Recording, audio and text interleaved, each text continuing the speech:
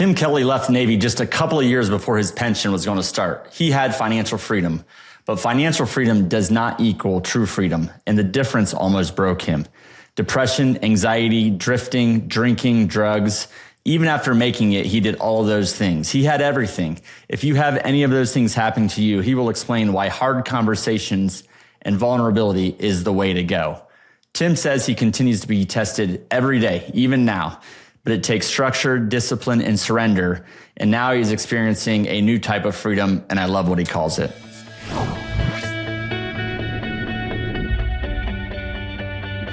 Hello and welcome to the Purpose Matrix. I am very excited for today's guest, Mr. Tim Kelly. Tim, how are you doing today? Phil, outstanding, man. Been very much looking forward to our conversation, bro. Well, I appreciate you. For our guests, we're in for a treat today. We're going to talk about some really important things. But first, Tim is a former U.S. Navy Chief Petty Officer who served 15 years before achieving financial freedom. We're going to first of all, thank you for your service, Tim. We're going to talk about financial freedom, but we're not going to talk like this isn't going to be a real estate deep dive, how to get financial freedom. It's actually going to be how do we make sure we're growing and have the responsibility and discipline that is needed, because Tim went through a lot of, I'll say, you can call it identity crisis or varying identities that he had to figure out. And it was a journey. So we're going to get into that because I think that can apply to a lot of high achievers or people that have success in whatever form that is. He's senior managing partner at Kelly Housing Group. And right now what he's really excited about, not just real estate investing, but best-selling author, speaker, and a high performance coach, helping high achievers, professionals, people that have had success get greater clarity, bring more energy, and achieve their purpose through challenges and adventure and adversity. And he likes to coach elite level people. So that's who we're talking about. If you're listening, you're a higher achiever. You're looking to grow. You're looking to get better. So Tim, before we get into more about your mindset coaching and what you do, tell us about So I want to. I guess first let's give respect to why the military. What brought you to the military? I do want to spend some time on that before we get into some of the challenges and adversity so quickly here.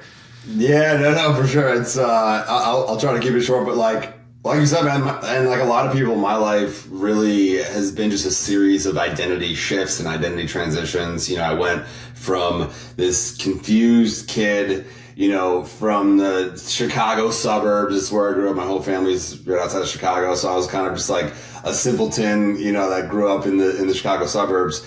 And then I thought that, I was nudged into that whole concept of just go to school, get good grades, get a college degree, and work for somebody. But like, that never sat well with me, but I kind of just did it anyway. And I went to college, and I went to a university in Illinois and dropped out after the first semester. I was like, well, I'm not doing this. I'm not taking this seriously. So I kind of just, used it as freedom and didn't really take it seriously. I failed out.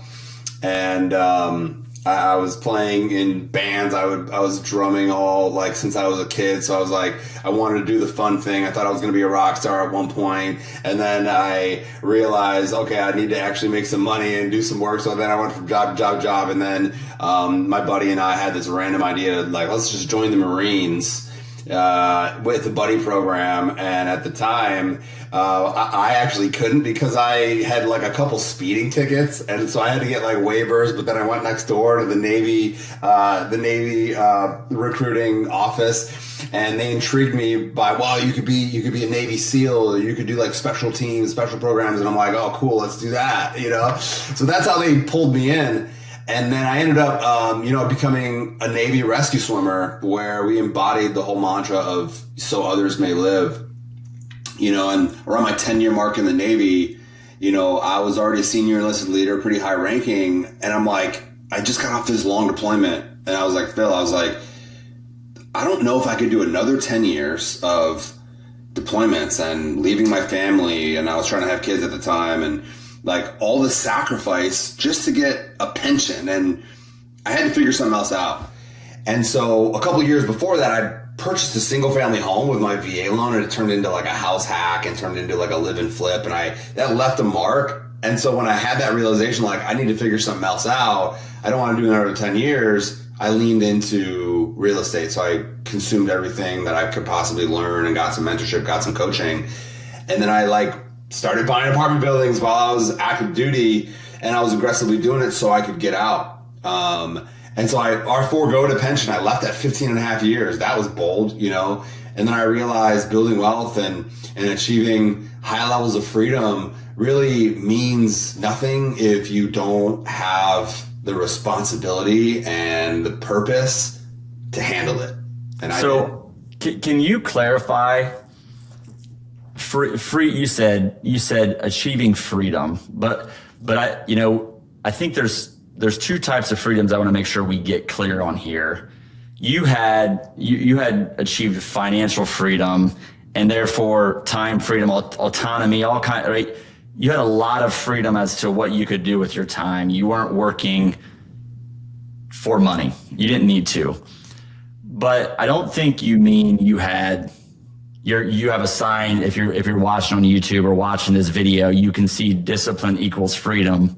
And I don't think, you might have thought you had true freedom at the time, but I don't think now you would say you had true freedom at the time. And that's what you're trying to grow to become. You're trying to, you had to grow in responsibility to get there. So before we get to how you get to that true freedom, because you didn't have it, you also you faced some adversity, some challenges, some setbacks during that time. Tell me a little bit more about that time period.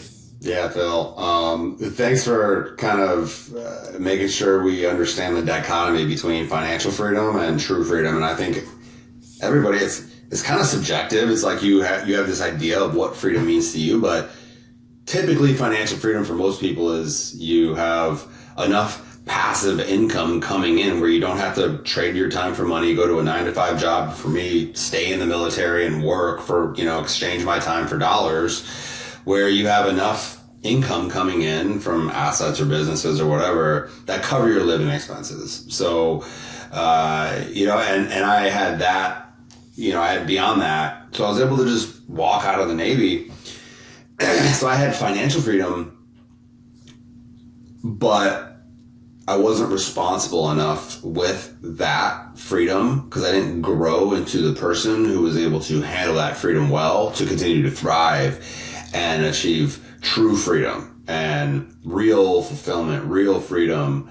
And one of the biggest reasons why I did not have the level of freedom or the level of responsibility, at least, to handle the level of freedom I had is because my desire and my why was for my own selfish reasons. I just wanted to get rich quick. I just wanted to have possessions. I just wanted to be able to make my own decisions. So it was for me. It was my own selfish desires. Do you think that you had that, maybe timing of the market, maybe, hey, real estate's not that hard. So don't tell anybody else this because they think but do you think you had success too easy? Like, do you think it came too easy and you didn't have enough adversity during that where you didn't grow, you didn't have the adversity that created the resilience and the setbacks and the challenges and the wins and, overcoming it to build your character, which is a cycle that we all need to go through. But you didn't face all that enough to grow into who you just got the result, but not the growth. Is that true? Like, was it too easy? So there were definitely still, like, there was a lot of, peaks and valleys and ups and downs in order to achieve that freedom. So it still wasn't like, for me, it wasn't just like a straight line, where it was still grinding for 4.5, 5 years. I was super disciplined. I was still active duty, but I wasn't at the time like deployable, going on deployments, going in and out to sea on a ship, so it was kind of like a 9-to-5 job where I had to wake up really early. I had to, work on the businesses beforehand, then go to work and so there was still some adversity and there were still definitely challenges, partnerships that didn't work out. Like, there were still struggles to get to that point of financial freedom. But what I saw, it was almost like I felt like it was a destination when realistically the biggest lesson learned here, Phil, is that now you've just raised your standard for a new chapter and a new beginning. Of now you have this level of freedom. Now it requires a different level of responsibility to handle that, to continue to thrive, to continue to get that real joy and real fulfillment, that real freedom that I think we're alluding to here. That's much greater than financial freedom. Yeah. So how I love that. And by the way, I think I've been wrestling with this. I heard this actually it was a Father Mike sermon from a couple of weeks ago. Tim is a fellow Catholic. Yeah, I love But he talked about how we often pursue things, or now more people are pursuing not just material things or money, but experiences. But those create the pursuit of those things create adversity and setbacks. So you called it selfish desires that you were pursuing, which created some adversity. And through that adversity, it did create resilience. And then what he says is through that resilience, that is basically creating our character. It's helping us become the best version of ourselves. And then we go through that cycle again.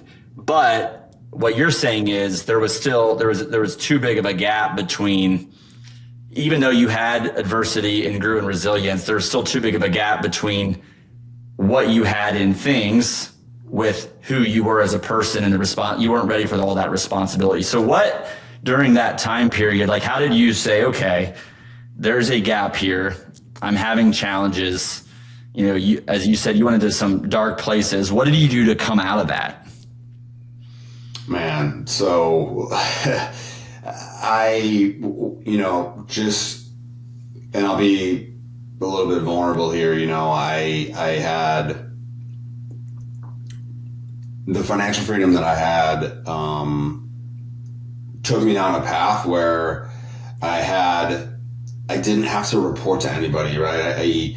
I still had things that I was doing. I was still buying real estate. I was still helping people. I was still a certified high performance coach. So like I was still, that's like, I know that's where I'm supposed to be. That was my mission and my purpose. So I was still leaning into other people, but I wasn't serving them at the highest level because I had other things that I was focusing on that took priority, like my own travel and like my own experiences. And I quickly lost focus in my businesses, in my marriage, and that led into a divorce, right? And I wasn't showing up, but at the same time, we weren't connecting. There was lack of communication. We had different like attachment styles, if you know anything about that, but like neither of us were putting in the work to heal that. And so the darkest time of my life was because, I realized I had all this freedom, but it was like I was in a worse situation than I was when I was in the Navy fighting so hard for that freedom. And so then I lost my true identity. I faced depression, suicidal thoughts, I was even diagnosed as bipolar, bro. And what that means is because I had hypomanic episode and I had a depression episode. So technically, clinically, I had bipolar, but a lot of that was rooted with the fact that as soon as I got out, I was living in Florida and you could go over the counter to a freaking dispensary and buy weed. So I started smoking weed all the time. And it's so easy for a disabled veteran, and I'm technically a disabled vet, but you show your card, you could easily get a medical cert, and you could just go buy. So that was one of the biggest mistakes I did, was I started smoking a lot of weed. And that helped me lose focus. That triggered all kinds of psychotic disorders and a lot of mental cloudiness and led me down a path of really bad decisions. So that led to a divorce. But I realized the darkest times of your life is when the brightest stars will shine. And what I mean by that is that the people who matter are going to show up when it's dark. And sometimes the people you expect to show up are kind of just silent. You don't see them. You don't see them show up. So it's a really profound opportunity to see who matters and what matters in your life. And that's also where I realized what I was going through. I have to stop trying to figure it out on my own, and I have to give this and surrender this to God. And that's when I really started leading into my faith. And that's when luckily a few years before that, I connected with men who told me you have to create a relationship with God, and read God's word and pursue him. And so you could be obedient to him and give everything to him. Otherwise you don't know what he wants from you. You don't know what he wants for your life. So that really helped me get through that. That was probably the most profound thing that happened, why I was able to kind of turn around and now set me up for where I am today. First, thanks for sharing and really opening up. I want to just make sure we give it the time, in the darkest times, but you were facing depression, anxiety, maybe bipolar, suicidal thoughts, as you said.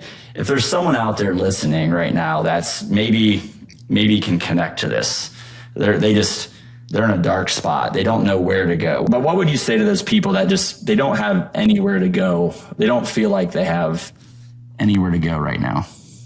Yeah, and I'm glad you asked, man. And you cannot succeed in isolation. You cannot break through wherever you're at in isolation. The more you isolate yourself, the worse it's going to get, because you only have yourself and your own thoughts to listen to that will impact you and that will inevitably drive your actions and drive your habits, right? And when you're feeling that way, when you're depressed and you are not willing to open up to somebody else or reach out for help, that's when you think you're really gonna assume that that you just don't have any other options, right? And every single morning I have a holy hour where I read, I pray, I surrender my life and my future and my finances to God, and I read his word.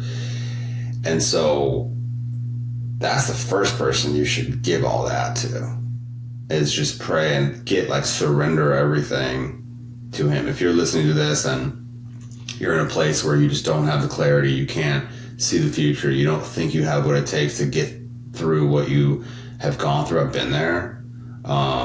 And the darkest times are you allow that dark time that you're in for the brightest stars to shine.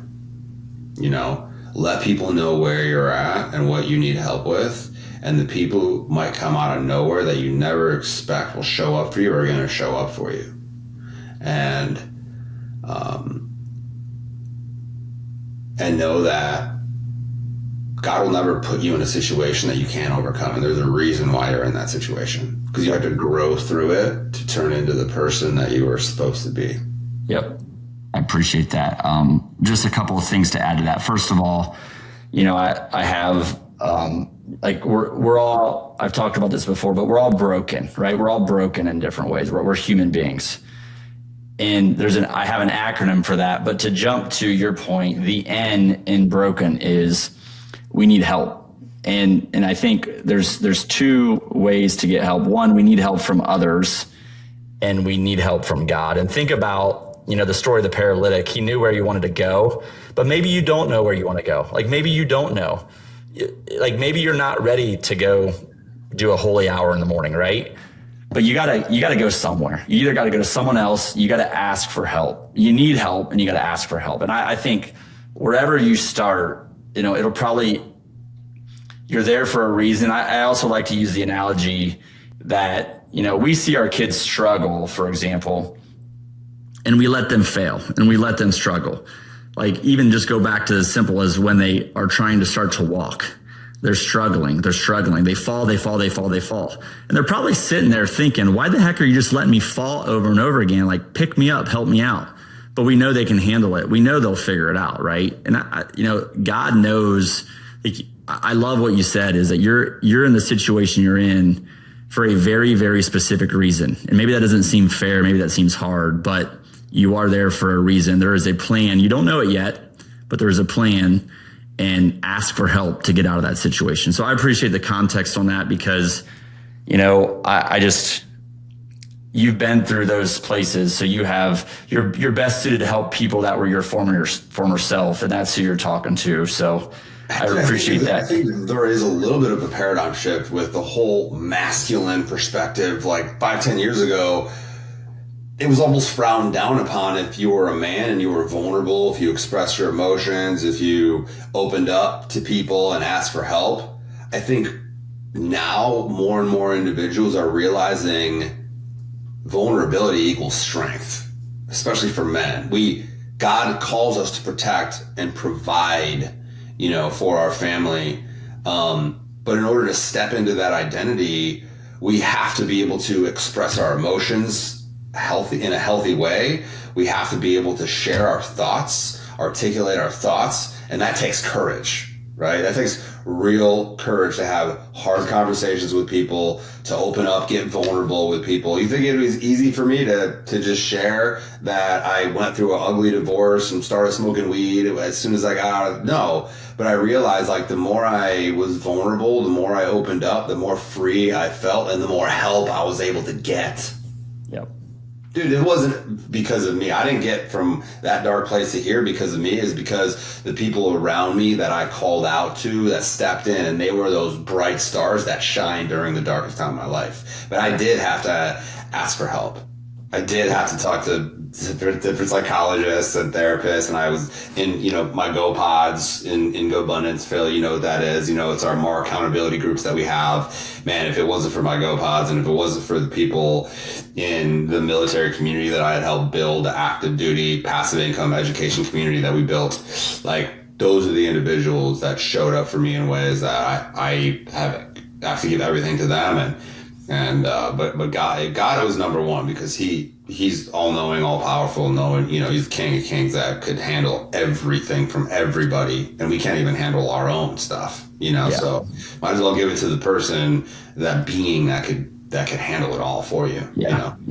And I just the comment on men and what true strength is, and if you don't like the word vulnerability, then for A, get over it, but B, fine.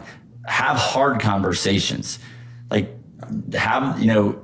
change the words that you use to say, okay, don't be vulnerable, but have hard conversation, have real conversations, be authentic, stop keeping it all in, and go have the conversations that you need to have and you need to have, and go find the help that you need. And I think, in the mastermind group we're in called Go Abundance, but, I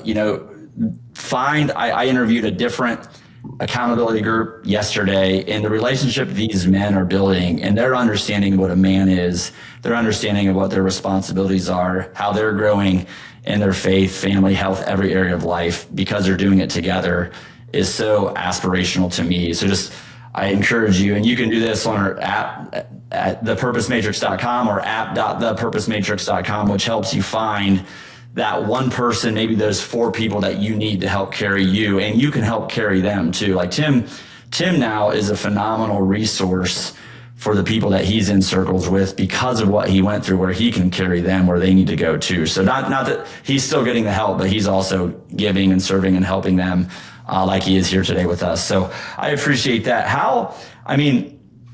So what does it mean now? What is freedom? What does it look like for you now? What are the discipline equals freedom? It's on your wall. But what is define true freedom? Man.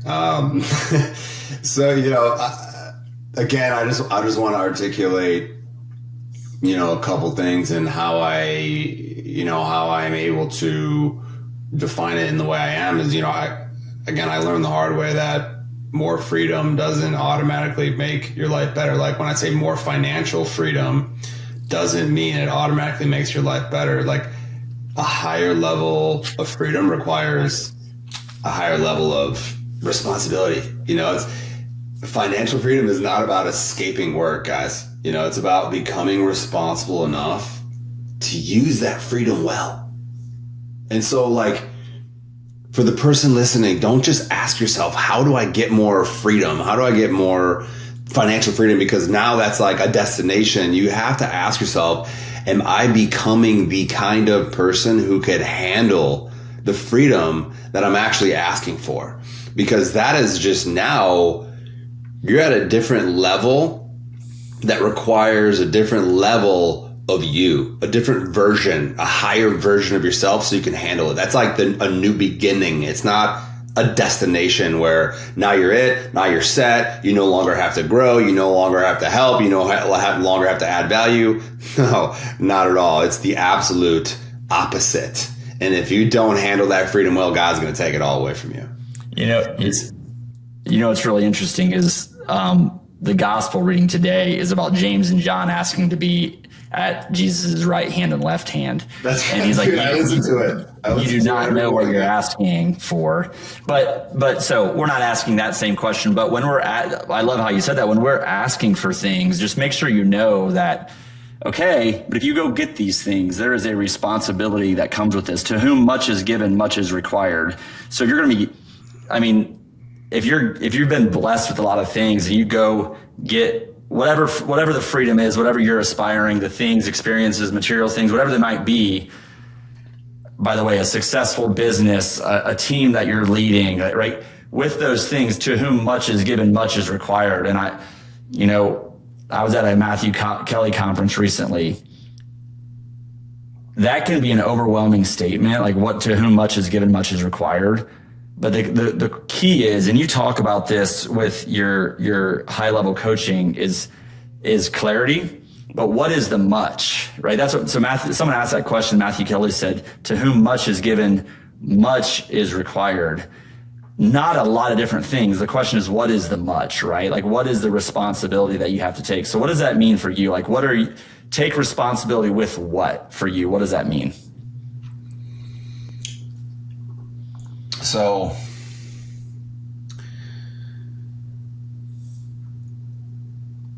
for me, it means I have to have a higher level of structure and a higher level of discipline. Otherwise, the drift is going to happen immediately, and it's in very small increments, very undetectable over time, until you realize your habits have completely shifted. And kind of what I mean by that is, I have to continue to put myself in accountability groups. I have to show up to accountability groups. I have to have specific metrics that I'm reporting, that I'm tracking on my own, but not just tracking on my own, but I'm reporting to my accountability groups and in my specific 5 most important areas in my life. And my 5 life arenas actually spell the word grows, GROWS. Okay. And I have to set targets. I have to write those down. I have to measure them myself, and I have to report them.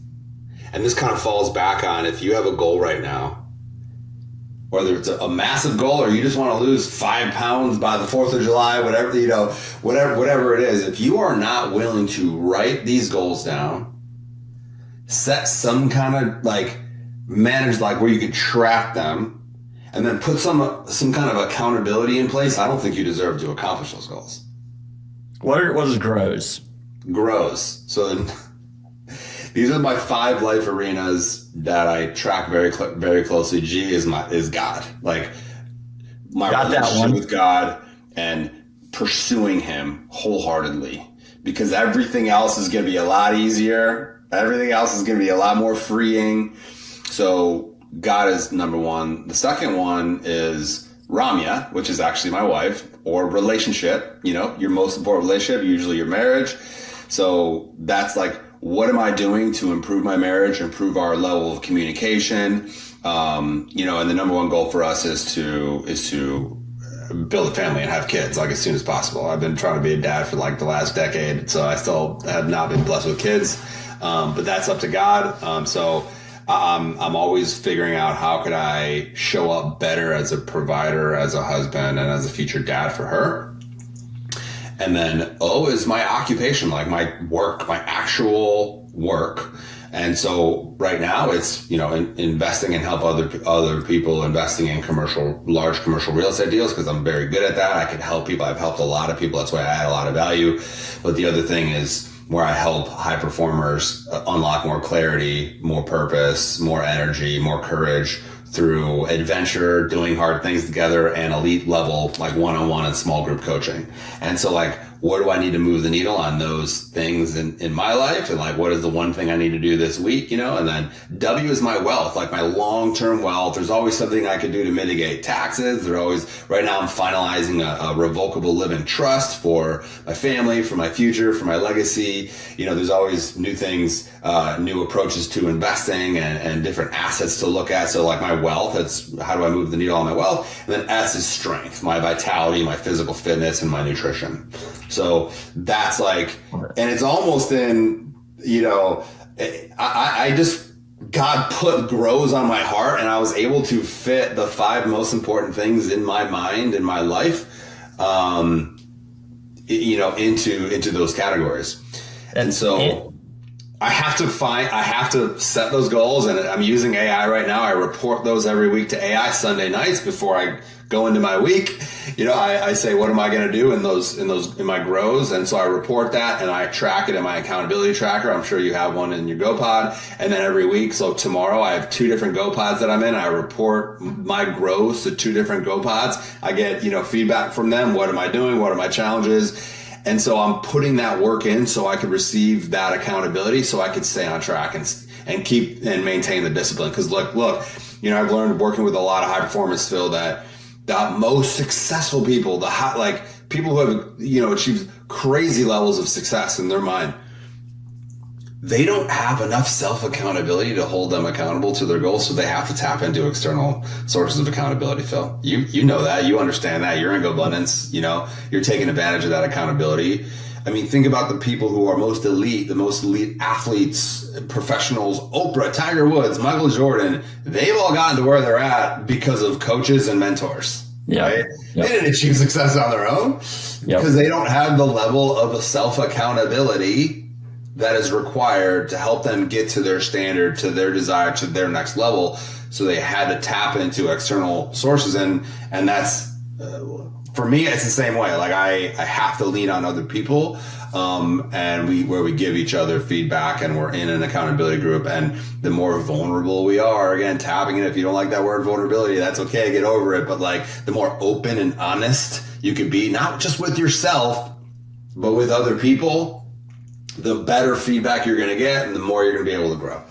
Yeah. And I would just add that we're using the phrase accountability, but really it's through the nature of sharing what you're working on and what your goals are. You're saying a lot to that group of people by just saying what your goals are, because you're saying, this is what I have to work on. You're also sharing your wins together. So these relationships in this accountability group, whatever you want to call it. I call it, by the way, our iron few. Iron sharpens iron, and so one man sharpens another, but your iron few. But those relationships become so much more, because those are the people that are going to be the shining stars, if you will, in your life when things get tough, when you face adversity, and when you face setbacks. And it might not feel like that's the case if you're just asking people, or you're just showing people an Excel sheet that checks the box. It doesn't feel like that's a very in-depth relationship, but those relationships, those discussions will evolve to really bring out the best and the worst times for you, but you can share those with other people. So I just encourage you to really think. And if 3 or 4 or 5 people seems overwhelming, find one person that just wants to grow. Use grows. I love that. And start to meet and start to talk regularly and start to build your system of accountability together and see where that goes. So I think that's, if there's one thing that, I mean, yes, of course, faith, but if you're not ready for that, if there's one thing you can do that'll probably help you grow in faith, by the way, is find this accountability partner, this accountability group, and just start that process, because you'll learn that you'll grow from the best of the others in every single area of life. So enough on that, but I appreciate it. What are you excited about right now, Tim? Like, as you move forward, what are you most excited about doing in the future? Yeah, man. Not last month, the month before March, just got off of this incredible expedition. I led a group of 8 other high performers to the summit of Mount Kilimanjaro and just took them through this journey. They were all high performers that were looking for the next level of clarity. They were looking for the next level of energy and purpose. And when you're doing physically hard things that require physical and mental resilience and grit, you are forced to be vulnerable and open up with each other, because you see each other at the weakest. People had to get O2 because of altitude sickness, where they weren't going to make it to the summit with us on summit night. People were sick. People were puking. That turned us into new besties, right? Now we have this WhatsApp group where we're just so giddy to be around each other now. And that environment forces you to level up and forces you to deepen your relationships. And so, it was one of my business partners, Sig, and he's also a retired Army guy, also another high performance coach, also in real estate. And we led this group together and we proved the concept, like, this is what we want to do. So now we're truly making this our mission to just help other high performers unlock more clarity, more energy, more purpose through challenges and adventures like summiting Mount Kilimanjaro. So we have another couple events lined up. We're going to be going to Patagonia. We're also going to be going to Kilimanjaro again next year, and then Machu Picchu at the end of next year. Wow. And so I get to do bucket list adventures, bring other people along with bucket list adventures, but we all get to the next level in our lives. And at the summit of Mount Kilimanjaro, we all left something at the summit that was no longer serving us in life. We all broke down. We were in tears. We were also at almost 20,000 feet elevation. So it was just the most epic, incredible experience. But it's not just like we do hard things, but we went through a process together. The result of that was something you just can't even explain. I can't even explain it. It's just like, it's unfathomable still to me. So I want to continue to do that for my own journey of growth and accountability, but I also want to take other high performers through that process. So that's probably what I'm most excited about for the next year. And I think what's interesting about that is, you hear do hard things, right? But I think what's important is the process of intentionally breaking yourself down. Like, you're intentionally going, I'm going to test myself to the limit and try, physically, but a lot of times physical challenges are really mental challenges, right? And maybe even spiritual challenges. And I think that's what you're trying to create is how do we bring someone to the breaking point? Because as Father Mike said, as we talked about, as you create, you're trying to get somewhere, but really it's about the process, the adversity, which creates resilience, which helps you grow too. So, maybe like do hard things, but at the same time, it's the process of doing those and trying to create, like what you're trying to do is create yourself getting close to this breaking point so that when you get where you wanted to be, you aren't in those dark places that you were, because you've really tested yourself and built the resilience through the process. So I love that. If you step back and reflect, you think about your journey, you think about, the success you've had in the business world, but the growth you've had really holistically, and how you're trying to take that now and impact other people with that. Step back and reflect. How does what you do, how does it make you feel? I mean, this is, I think what I'm experiencing now is just like a different level of freedom. It's a lot more peaceful because I learned so many hard lessons the first time I had that freedom. But I also think God is testing me because it's just like, it would be so easy for me to just slip up and just start drifting. And like I said before, like when you drift, it's just like small habits that you either start doing or stop doing that are not really recognizable until it kind of pours over into other aspects of your life, your relationships, your health. And so, I really think God is testing me right now, and I have to resurrender it to Him. And again, I have to ask for His help every single day, and to put on my heart to step in and give me the wisdom. I'm not looking for Solomon type wisdom, but I'm just looking for that wisdom, so I could really have the discernment to know when the drift might be taking place, or when I might be going off course a little bit. And because I'm just continuing to ask Him for that and surrendering everything to Him, I have the level of faith now to where I'm at so much peace with it that I'm not fearful of it. I fear Him so much that like I have to resurrender it to Him because He's in control. And so I think for me, there's still a lot of things that I'm working on and I'm still struggling with, and, just like growing the businesses and stuff like that I'm always looking for help with. But I think in terms of like the state of freedom that I'm in right now, I never thought I would ever have this level of freedom, especially in the darkest time I was in. I never thought and that was only like not even 2 years ago. Wow.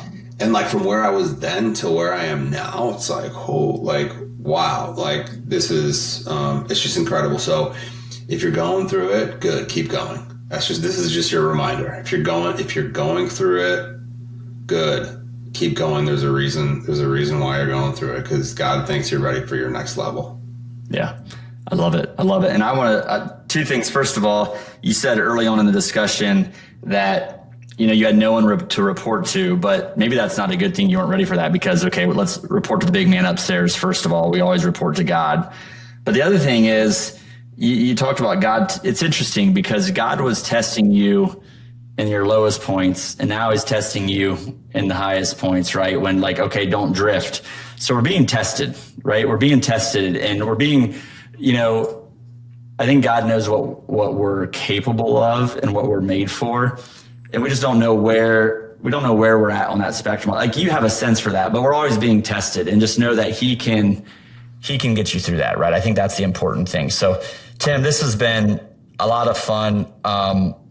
We hit some topics I just really didn't expect we would go to, but just the whole concept of true, this financial freedom thing that floats around, and it's so attractive versus what true freedom really is, that I think is really important to understand.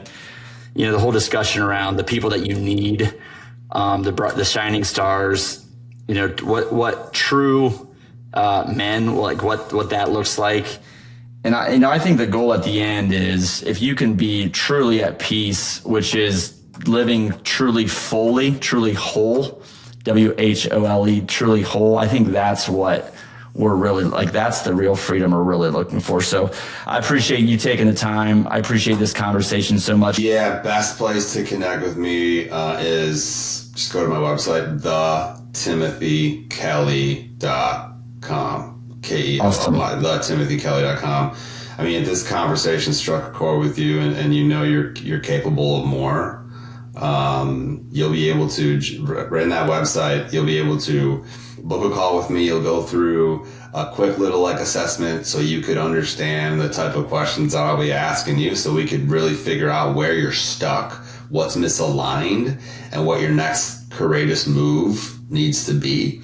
And then I actually put together this really cool assessment. There was this assessment that I took when I became a certified high performance coach, and it was profound. I'm like, wow, I never would have even thought of asking myself these questions, and that really helped me get clarity on the next level. So I put a similar thing together, but throughout my own journey, it's a clarity assessment that you could take for free. It's just it will give you where your gaps might be from a high performance mindset. It'll email you the results, and it'll show you what your next moves and triggers need to be. And then of course you'll be able to book a call with me so we could really just get one-on-one so I can understand where you're at. And if this calls out to you, let's jump on a call. If not, take that clarity assessment and try to figure out where your gaps are and what your next move needs to be so you could achieve that real freedom that we're talking about. I love it. TheTimothyKelly.com. Check that out. Tim, I appreciate this so much. 4 pages of notes here, so much value. Really, really appreciate it. Again, for the Purpose Matrix, signing off.